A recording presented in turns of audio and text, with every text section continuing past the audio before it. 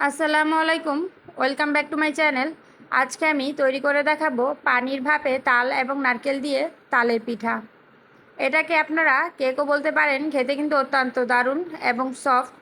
খুব সহজে পানির ভাপে এই তালের পিঠাটি আমি তৈরি করেছি। আশা করছি এই রেসিপিটি আপনাদের কাছে ভালো লাগবে। চলুন তাহলে দেখে নিই। এখানে আমি 1 কাপ পরিমাণ চালের গুঁড়ো নিয়ে নিয়েছি, আর হাফ কাপ দিয়ে দিয়েছি ময়দা। আপনারা চাইলে আটা কিংবা ময়দা দিয়ে তৈরি করে নিতে পারেন। আর এখানে দিয়ে দিলাম সামান্য পরিমাণ লবণ। এগুলো মিক্স করে নিলাম।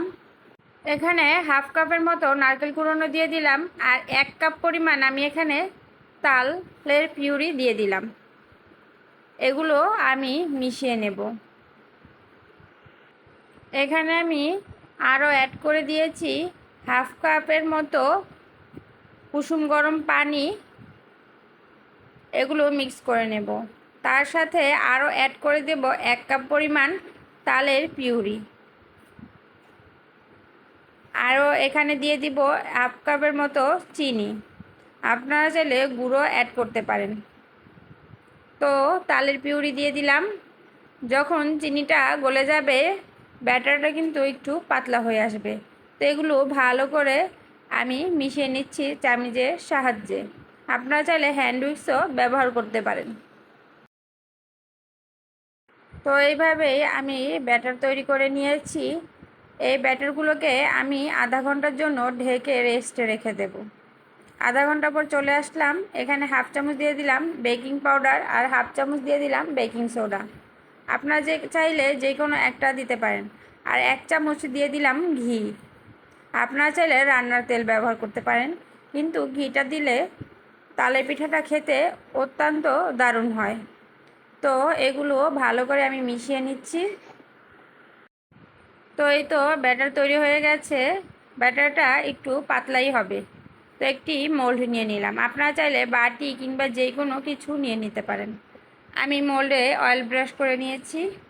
এখন আমি তালের পিউরি বা ব্যাটারগুলো দিয়ে দিলাম, আর উপর থেকে দিয়ে দিলাম নারকেল কুড়োনো।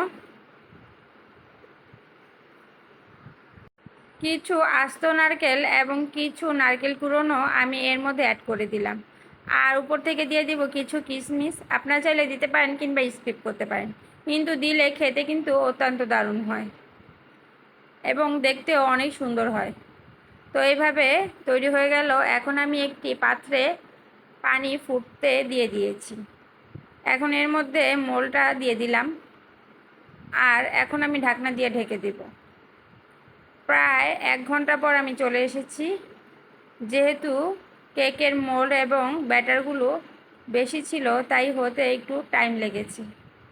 তো এইভাবেই আমি টুথপিক দিয়ে চেক করে নিলাম এবং মোল্ড আউট করে নিয়েছি।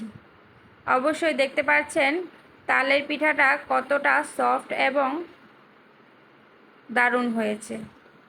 তো এখন আমি আপনাদের সামনে কেটে দেখিয়ে দিচ্ছি। এই তালের পিঠাটা খেতে কিন্তু অত্যন্ত দারুণ। তো চাইলে বাড়িতে এইভাবে তালের পিঠা তৈরি করে নিতে পারেন।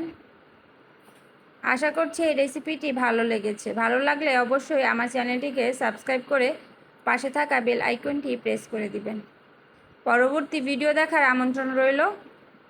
আল্লাহ হাফেজ।